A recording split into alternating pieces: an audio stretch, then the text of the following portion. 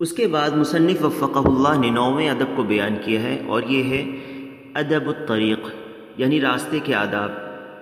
کہتے ہیں التاسع اعط الطریق حقہ فغض بصرك وكف الاذى ورد السلام وامر بالمعروف وانهى عن المنکر، یعنی نواں ادب راستے کو اس کا حق دیں، اپنی نظروں کو نیچی رکھیں، تکلیف دہ چیزوں سے رکیں، سلام کا جواب دیں، اچھی باتوں کا حکم دیں اور بری باتوں سے روکیں۔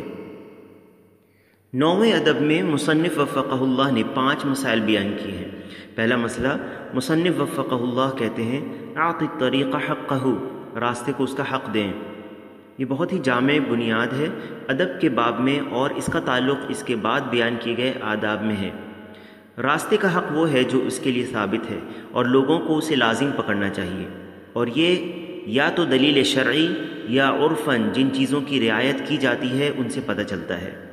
تو جو بھی چیز شرعاً یا عرفاً راستے کے حقوق میں سے ہیں، ان پر قائم رہنا راستوں کے حق کی ادائیگی ہے۔ اسی طرح اس میں وہ چیزیں بھی شامل ہیں جو ہر ملک میں نظام بلدیہ یعنی میونسپلٹی کی طرف سے مقرر ہیں۔ راستوں کا حق اس لیے بڑھ جاتا ہے کیونکہ اس کا تعلق دوسرے کے حقوق کے تعلق سے بھی ہوتا ہے، اس لیے کیونکہ ان کی منفعت تمام لوگوں میں مشترک ہوتی ہے۔ دوسرا مسئلہ، مصنف کہتے ہیں فغض بصرک، یعنی اپنی نظروں کو نیچی رکھیں۔ یہ تفصیل کی شروعات ہے راستوں کے حقوق میں سے، یعنی راستوں کو اس کا حق دینے میں یہ ہے کہ نظروں کو نیچی رکھا جائے اور اسے بغیر ضرورت ادھر ادھر بھٹکانے سے روکا جائے، کیونکہ یہ مذموم عمل ہے۔ یہ اس لیے کہ لوگوں کی اپنی حرمت ہوتی ہے جس میں وہ خلل پسند نہیں کرتے، یعنی دوسروں کی مداخلت اس میں وہ پسند نہیں کرتے۔ ابن قدامہ رحمہ اللہ کہتے ہیں کانوا یکرہون فضول النظر کما یکرہون فضول الکلام، یعنی سلف فضول نظر بھٹکانے کو اسی طرح ناپسند کرتے تھے جس طرح فضول باتوں کو ناپسند کرتے تھے۔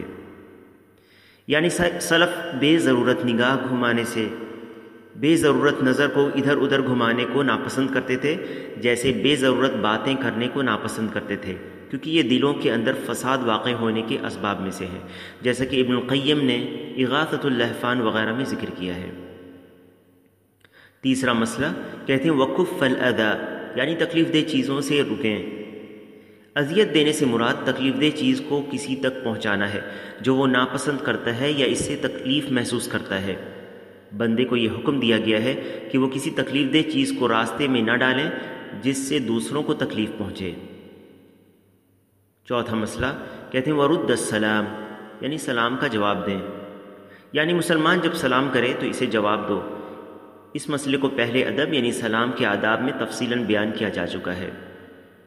پانچواں مسئلہ، مصنف کہتے ہیں وَأْمُرْ بِالْمَعْرُوفِ وَانْهَ عَنِ الْمُنْكَرِ، یعنی اچھی باتوں کا حکم دیں اور بری باتوں سے روکیں۔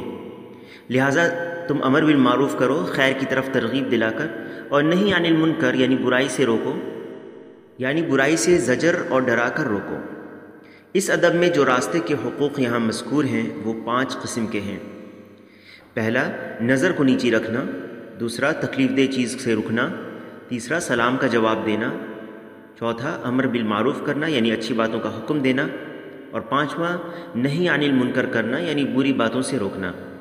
جیسے کہ ابو سعید خدری رضی اللہ عنہ نے نبی صلی اللہ علیہ وسلم سے روایت کیا ہے کہ نبی صلی اللہ علیہ وسلم نے فرمایا ایاکم والجلوس بالطرقات، یعنی راستوں پر بیٹھنے سے بچو۔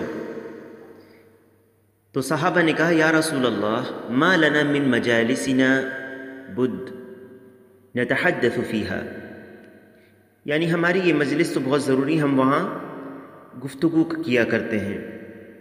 فقال اذا ابیتم الا المجلس فاعطوا الطریق حقہ، یعنی اگر تمہیں ان مجلسوں میں بیٹھنا ہی ہے یا تم بیٹھنا ہی چاہتے ہو تو راستے کا حق ادا کیا کرو۔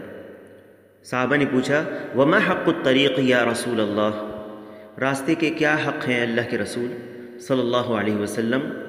فرمایا غض البصر وکف الاذی ورد السلام والامر بالمعروف والنہی عن المنکر، یعنی نظر نیچی رکھنا، اذیت نہ پہنچانا یعنی راہگیروں کو نہ پریشان کرنا یا نہ ستانا، سلام کا جواب دینا، بھلائی کا حکم دینا اور برائی سے روکنا، یہ چند راستے کے حقوق ہیں۔ واللہ تعالی اعلم۔